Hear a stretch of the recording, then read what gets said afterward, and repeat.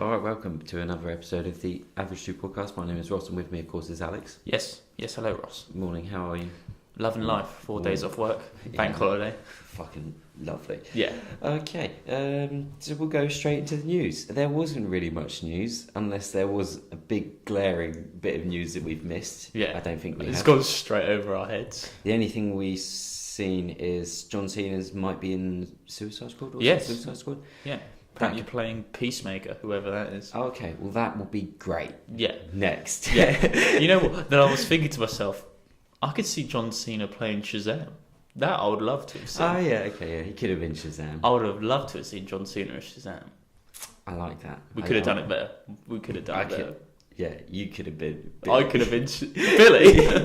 No, yeah, whatever the kid's Shazam. called, yeah. A 20-year-old being a foster kid. Yes, 20-year-old. Yeah. I'll go find my mom. I'll be Dr. Savar, whatever his name is. Yeah. I'll just shave my head. Shave your head, lose an eye. Yeah, easily done.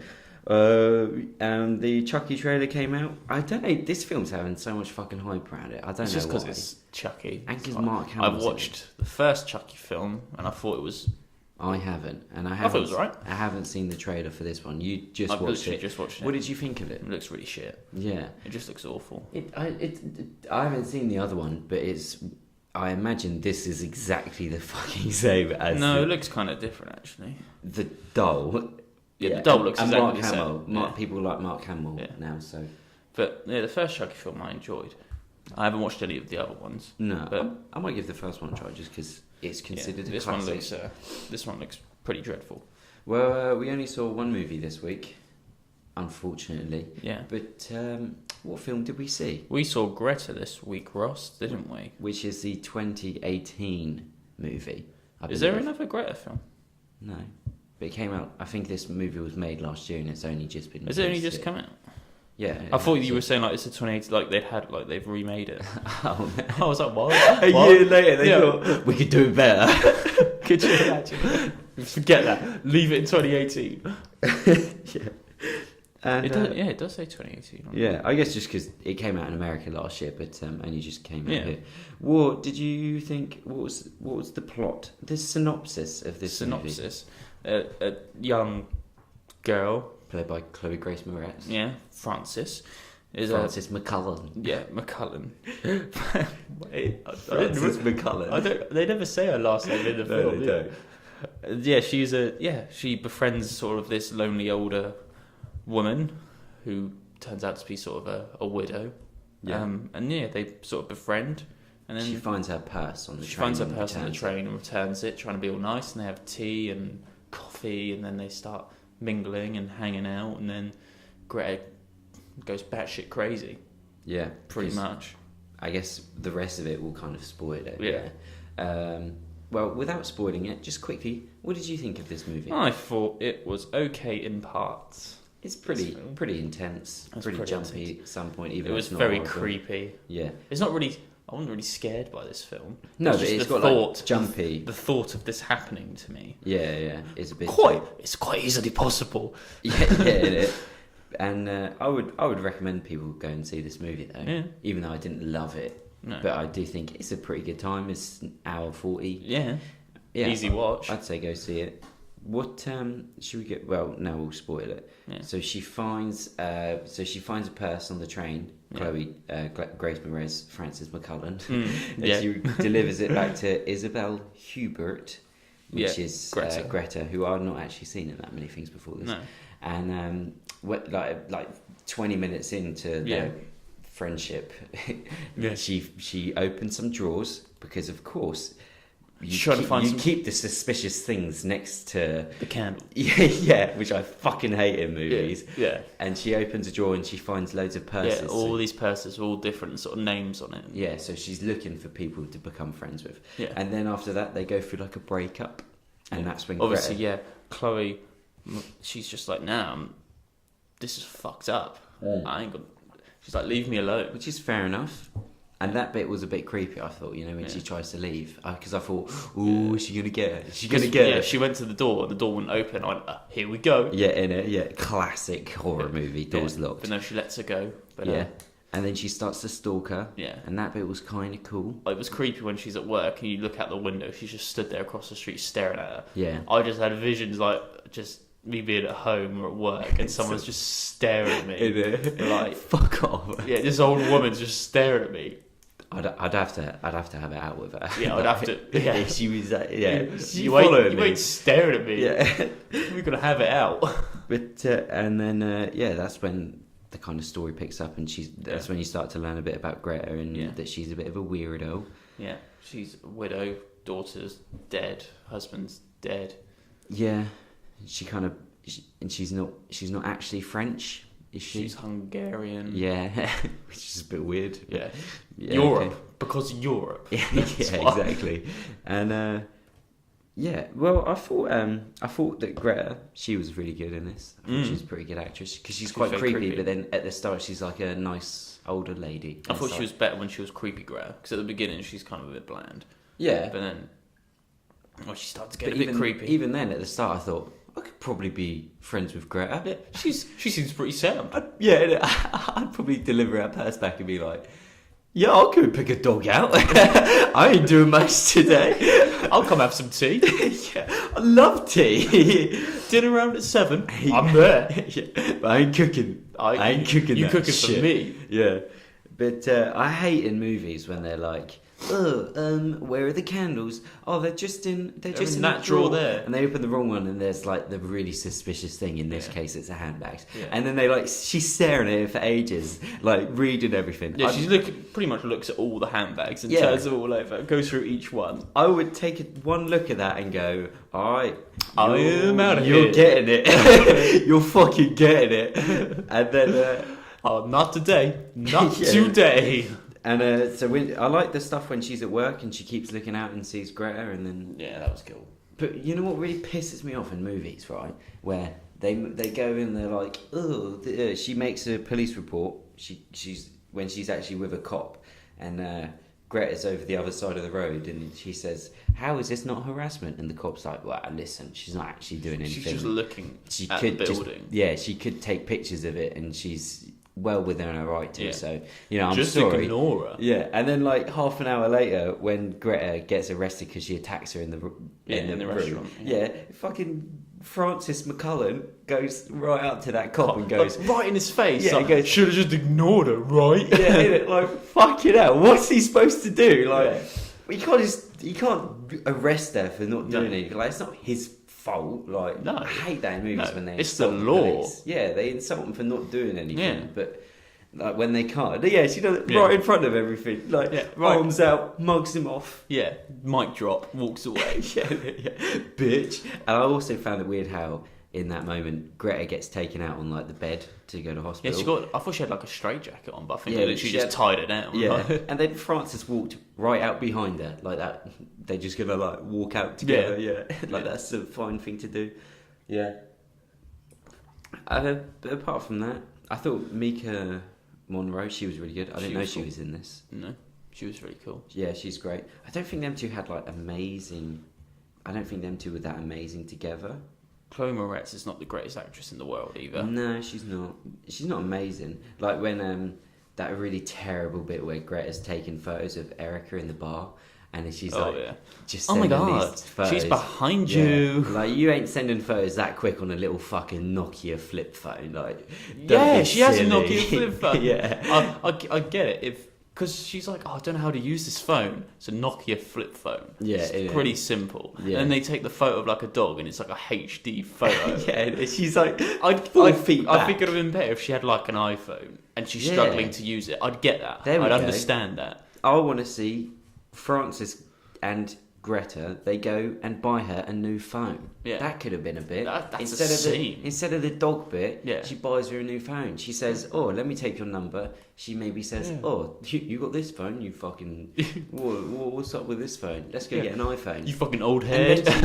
Because she's sending her iPhone photos. Yeah, on a fucking shitty little phone. And then Chloë Moretz is just like, there's that one bit where I can't remember what it was, whether it's sending the photos or something. She like grunts at the phone and throws it across the room. She's like, "Oh my god!" Throws it across the room. Yeah, it was dreadful. Yeah.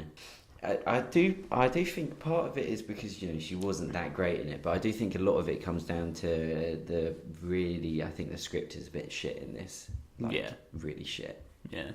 Not it all throughout the film, but I just think some of the dialogue's a bit kind of clunky and doesn't really flow, which I was surprised at because it's written by a guy called Ray White and Neil Jordan who directed it. We'll get to him. Don't worry, he's on the list. Ray White has written this film called Case 39, which I think is meant to be not terrible, but it's a horror film. And he also did The Crazies, which is also quite a good film. I really like The Crazies, a zombie film. Yeah. So he's not terrible. And Neil Jordan, he is primarily a writer. I think he won an Oscar for a film called The Crying Game, I think it was. And he's like perfectly fine, probably, which is surprising that, in places, mainly the places where them two are interacting with each other, whereas Chloë Grace and Mika Monroe, when them two are talking, that's when the dialogue feels a bit shit, which is understandable because two old guys writing dialogue for two teenagers. Wow, teenage girls. The way they're talking ain't normal. Yeah, exactly. It's not like that, and that's where I don't think Chloë Grace is like a terrible actress. She's done good films, like you said, and Kick-Ass she's good, and the same with Mika, but just not really in this. Not in this. She doesn't really shine in this. No, not really. And I do think one of the kind of worst parts of the movie was when she does get kidnapped and put in the box, which I thought, okay, that's kind of neat. Yeah. She just lets her out, and I thought, yeah, she had plenty of opportunities. Yeah. To kick this bitch's ass. Yeah, exactly. And you would. She opens the box and she's like, oh, you lied to me. Right then, like you said, go for the eyes. Yeah, anything. Just go for an eye. Yeah, kick. Headbutt. Elbow to the face.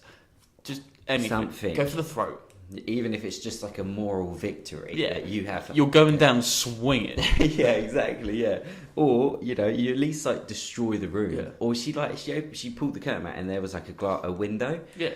I'm going through that window. Yeah, I don't care. Just picturing you backing up to the edge of the wall and just sprinting towards the window head first. Yeah, Jay's on head, just ploughing into this. Ploughing your head into the window. I'm going through the window. That ain't breaking. It's not even cracking. I got it. There's 3 options there. I'm going through the window, I'm going through the door, or I'm going through her. All right, one of them things I'm going through. She ain't keeping me in that room, even if it was some massive guy. Yeah, I'm going for him. I'm taking him. I'm going for him. If you have to, you got to. Yeah. But that's kind of where I thought he gets a bit naff. But yeah, I liked it. And there was that one bit where she gives her she puts the drugs in the milk. And she gives her the glass. She's like, drink it. I'm taking that glass and ramming it on her head. Because she doesn't actually ever present an actual threat to her. Not when physically. Not when she's she doesn't have her handcuffed all the time, or maybe her hands are handcuffed, or her feet are handcuffed, or she's chained to the chair so that she can't get out. Or she's done something to her that physically or prevents she's her got from escaping. Yeah, she's got a knife on her or something. Yeah. She hits her with the pin, and I do want to talk about this actually. But she hits her with the pin, the rolling pin, and that she cuts her finger off. And then she hits her again, and then she tries to get out, and then obviously the classic horror movie bit is she gets strangled and then put back in the room, and nothing ever materialises from it. It's stuff like that. If I hit you with a rolling pin, it's going through you again. Yeah. I'm not. She hit her once and then ran. I'm making sure I'm hitting her over and over and over again. But credit to Frances McCullum, because I love saying that name, Frances McCullum. Yep. If you knock her out with a rolling pin, I expect I'm going to get maybe at least 5 more minutes to try this. It was 2 minutes. She's up. She's back out. And then there was that weird thing of the thing in the bag moved, which I didn't really get, and she unlocked it, and I'm pretty sure it was a dead person in there. Yeah, because we saw it it's a body, and then the body moves. Yeah, and nothing ever happens after that. I thought that was going to be a twist, maybe. Well, it was obviously the person before, and then because she finds an ID in the room. Yeah, but I think that was her daughter. But then I thought it would be kind of cool if it was the daughter in there, because obviously we don't really know what's probably happened. I also did because right at the beginning of the film, when she's like, "Oh, come in for tea." Then you hear a banging, and she's like, "Oh, builders there." Yeah. And then later on in the film, she's the one banging, and you can hear her go, "Oh, she's trying to capture someone else." Like, "Oh, it's builders." I like that. Yeah, and I do like how it ends with Mika Monroe. She kind of dresses up, finds a purse, goes around, disguises herself with a black wig. Yeah, you can disguise yourself with a wig. Yeah, that's all it takes. Yeah, even though she's seen her face and taken plenty of photos of her friend. Yeah, exactly. Just a wig. She knows her life. I could walk in here with a wig right now. Short bob wig on. And changes her accent slightly. Yeah, because she's from Texas. Yeah, I'm a model from Texas. Yeah, and she like saves her, and that was kind of cool. I thought that was pretty badass because she drugs her, and she's like, "Have you been drugged?" Oh no! Yeah, she roofies her. I love it. Wow. Yeah. She roofies her. I love that. Yeah, I love it. I'm about that. I like that. That's all she could get hold of was just some roofies. She managed to get hold of that, not this shit that Greta was using. She was using some sort of liquid. Yeah, she took what she could find. Yeah. She drugged her with it. That's pretty cool. I will say there is one moment of real class in this movie. I don't really know how to describe it. Maybe even it would be close to a Rolex scene. Which is something we haven't said in a while. No, we haven't described what a Rolex scene is. After she cuts her finger off, you get that shot of just really a nub. Fucking lovely shot of her fingers all like, and she's putting the needle into that nub, and there's blood and like that scene, that frame, utter class. That I thought, fuck me, that's a good scene. It zooms out, and she injects this thing into her finger, and the frame is her face looking at her. That I will tilt my hat to that because that was a good scene. Not quite a Rolex scene, but I'd say it's up there with it. Yeah. But I thought this movie, it's got some good bits in it. It's got some pretty naff bits in it. Yeah. Overall, I had a pretty good time. I had a pretty good time watching this. It's kind of funny in some places unintentionally. Yeah, there's some pretty funny moments in here. And then it is kind of funny intentionally. Yeah, intentionally as well. But so would you buy it on DVD? Not at full retail, but yes. You know what? Only because of what I said, because I'm a real big Mika probably saying it, Micah Monroe fan. Out of all of these people, probably a bigger fan of her because of, like I said, It Follows and The Guest and all of her good films. I'd probably buy it because she's in it, and she's in it quite a bit actually, to be fair, and she is great in it. So I'd probably buy it on DVD, not for full retail, but it's a good 90-minute thriller. There you go. Yeah. That's probably it's entertaining enough. Yeah, exactly. You're not going to lose sleep over it. No. Unless you're living in a house by yourself, in which case you probably would. Yeah. And I'm looking forward to that. Yeah. And I'd probably recommend going to see it. Yeah, I would. So now we'll move on to the call out. Yes. So Ross, as usual, calling out something that we don't necessarily agree with. Or in this case. So Ross, who are you calling out this week? I'm not calling out a person this week. But I am calling out a trailer. And it's one that you actually mentioned, right? Now I, as an adult, do not give a fuck about the Fast and Furious movies or anything to do with that. Do not care. No. But I woke up this morning, went on Twitter, the new Hobbs and Shaw trailer. Which I haven't seen. Little to the imagination, I think the headline for it was. And I thought, okay, I'll watch it. The trailer's 3.5 minutes. Too long for a trailer. It shows, and I'm not exaggerating this, it shows beat for beat every fucking moment in this movie. And every single bit, and you can tell when you're watching it, you go, okay, this is the beginning, this is going to happen in the middle, this is the twist, this Helen Mirren's there. Goddamn Helen Mirren. Yeah, Helen Mirren's in it, that's a spoiler. And then they even show Roman Reigns, the wrestler, Oh, he's in it. Yeah, as his Dwayne Johnson's brother. And they show the big battle sequence thing at the end with the Dwayne Johnson's family. They're fighting the soldiers. So you know exactly. End credits.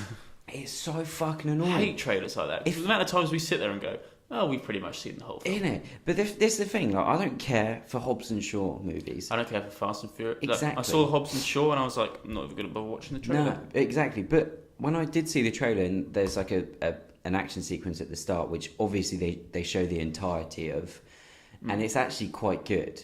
And the actual action from the brief bits you see is quite good. But then obviously you see the fighting and you see the ending of like that scene. And I thought, all right, that's actually not bad. Like, that's not terrible. Yeah. You know, I like Jason Statham. I like Idris Elba. Yeah. And The Rock's alright. Yeah, I thought, alright, you know what? When we see this movie... Roman Reigns has got nice hair. Exactly. When we see this movie, I'm not going to dread it. No. And then the rest of the 2 minutes, I thought, what the fuck are they doing? What are they doing? Stop!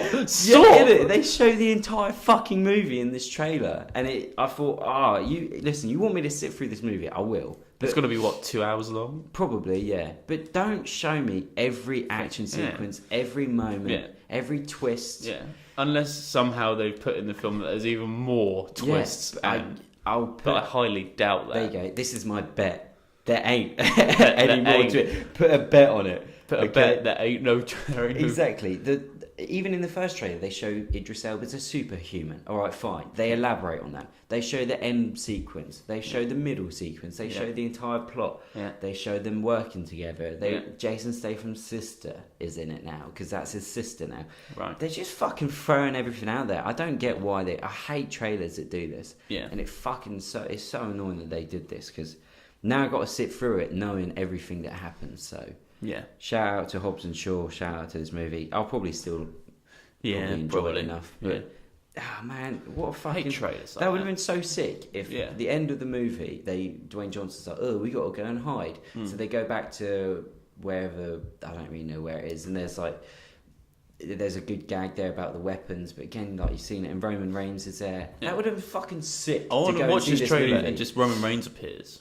Exactly, but how sick would this movie have been if you're watching it and suddenly, all right, they've gone to wherever it is now, and oh my god, that's Roman Reigns. Fair play. Yeah, that's sick.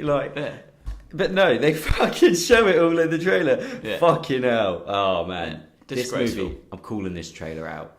Don't disgraceful. Like it. Fuck it.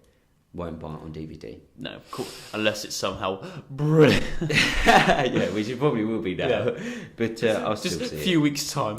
Oh my god, this is Roman Reigns was in it. I did not see that coming. But yeah, man, this calling shit out every week is hard to find stuff for. Yeah. We are scraping the bottom of the barrel. Yeah, every fucking morning I look through the celeb page of IMDb and try and find something. Try and claw together someone to call. Someone that's disappointed me. You've merely disappointed me a little bit. But yeah, disgraceful. Don't like it. Anyway, I think that's going to wrap us up. Yeah. So thanks if you listened, and thank you very much. Have a good weekend. Take care. Bye.